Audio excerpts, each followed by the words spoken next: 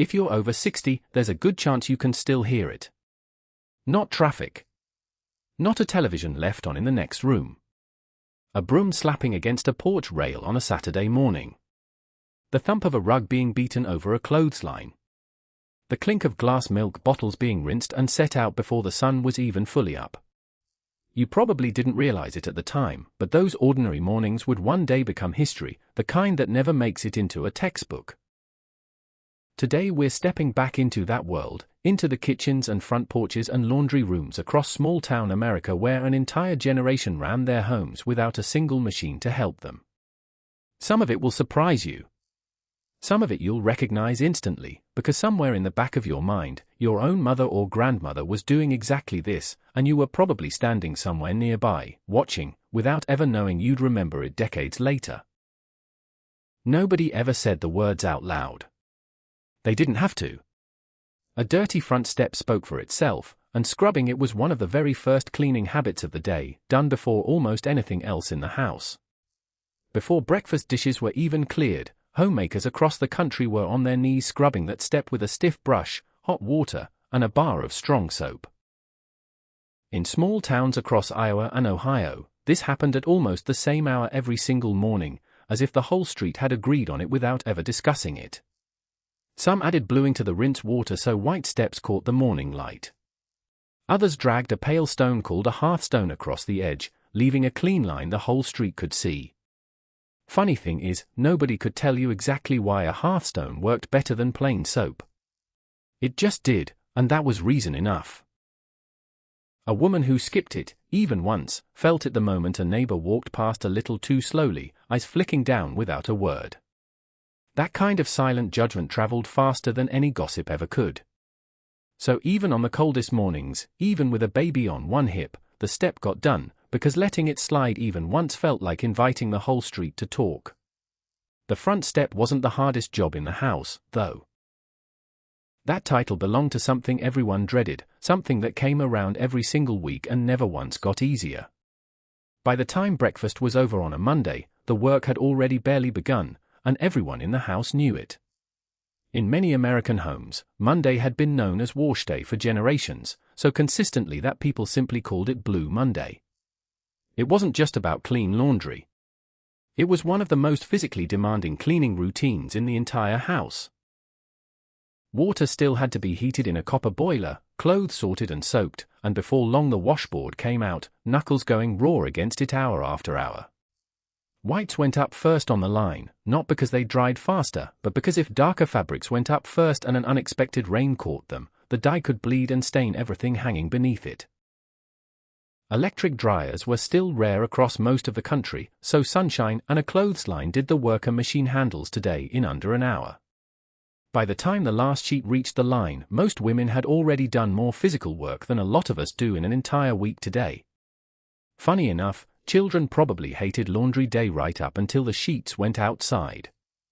Then, suddenly, it became the best hiding place in the whole yard. Ask almost anyone who grew up in that decade, and they'll remember the smell of a hot iron on cotton better than almost anything else. Sheets, pillowcases, even plain dish towels were pressed until they looked like they belonged in a shop window. Testing the iron meant flicking a wet finger against it and listening for the hiss. There was no permanent press fabric back then, no wrinkle spray, so if you wanted cotton flat, you ironed it, plain and simple, and you did it again the next day because that's just what cotton did overnight. "Don't touch that, it'll burn you," was probably said in every kitchen in America at least once a week, usually to a child standing a little too close to the board. Starch was often made fresh right there in the kitchen, boiled from flour and water until it thickened, and a shirt collar treated with it could come out stiff enough to stand up nearly on its own in the corner. A Nunaren shirt walking out the front door for work wasn't just untidy. It reflected on her, fairly or not, and everyone in the house understood that without ever being told directly. Windows were another cleaning habit taken just as seriously as the front step, and oddly enough, the strangest tool involved wasn't a brush or a bottle at all. It was yesterday's newspaper, crumpled up and used dry after a vinegar and water wipe, leaving glass without a single streak, something even the finest cloth struggled to manage. the whole house would smell faintly of vinegar on cleaning day, ink smudging across fingers and sometimes a cheek by the time the job was finished. Most families had never seen a commercial glass cleaner, and even if they had, why buy something when the paper already sitting in the bin did the job just as well? Windows were a weekly ritual. But twice a year, something much bigger happened, something that turned the whole yard into a battlefield of dust.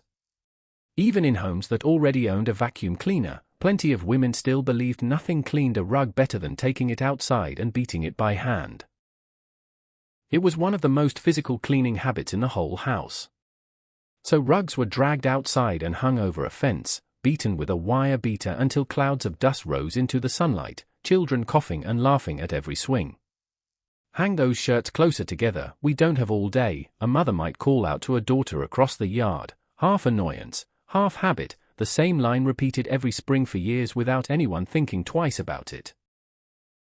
There was a quiet competition buried in it too. Whose rug produced the biggest cloud? Whose line looked whitest against the sky?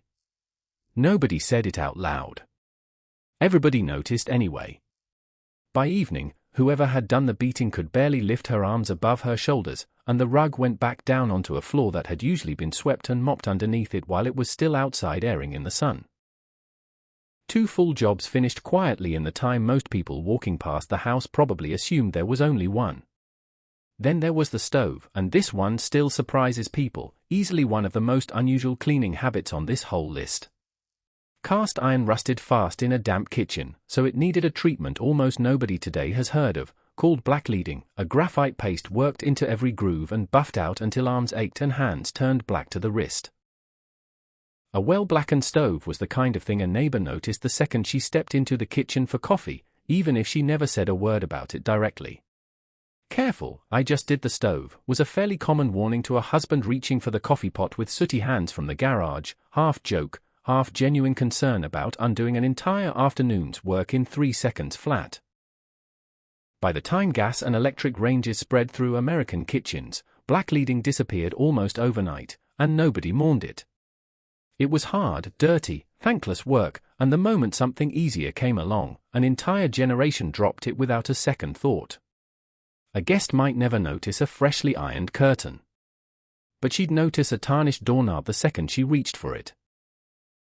That's why brass and silver got their own reckoning almost every week, wedding silver, christening cups, even the house number by the front door, all of it dulled fast and all of it brought back by hand with a baking soda paste, or a store-bought polish that blackened the cloth within minutes. Children were sometimes handed a single spoon of their own to polish, learning early that even the smallest object in the house deserved attention. Nobody explained why. You just absorb it, the same way you absorb any rule repeated often enough without ever being questioned, usually on a Sunday afternoon at the kitchen table with an old flannel cloth spread out to protect the wood underneath. Furniture had its own care too, olive oil and vinegar stirred together, or beeswax melted with a touch of turpentine, rubbed deep into the grain until the wood seemed to glow from somewhere inside itself. The scent lingered for hours afterward, sharp and earthy, mixing with whatever was already cooking on the stove. Furniture was meant to last a lifetime, handed down mother to daughter, so a dull table wasn't just untidy, it felt like a small personal failure nobody wanted to admit to. There was no thought of simply replacing a scratched chair. You fed the wood instead, the same way you'd tend to anything else in the house you expected to outlive you. If a plain wooden kitchen table looked tired, soap alone wasn't the answer. Coarse salt or sand, scrubbed straight into the wet wood along the grain, pulled grease out in a way nothing else could, leaving the surface almost pale by the time it dried. Rough on the hands. Real effort. Hard to imagine now, scrubbing a table with sand every night after supper, but in a house without sealed finishes, that was simply what kept a family eating off clean wood instead of stained, sticky boards, breakfast beginning each morning on a surface that looked, and smelled, completely new. There was the icebox too, another cleaning habit long before anyone had a refrigerator with a door that sealed itself shut. It had to be emptied, wiped down, and repacked with fresh block ice every few days, and if you let it go even a day too long, the whole kitchen knew it by smell alone. "That icebox needs doing before it spoils the milk," was a line heard in kitchens across the country, usually said with a sigh, because nobody enjoyed the job, but everybody understood exactly what happened if it didn't get done.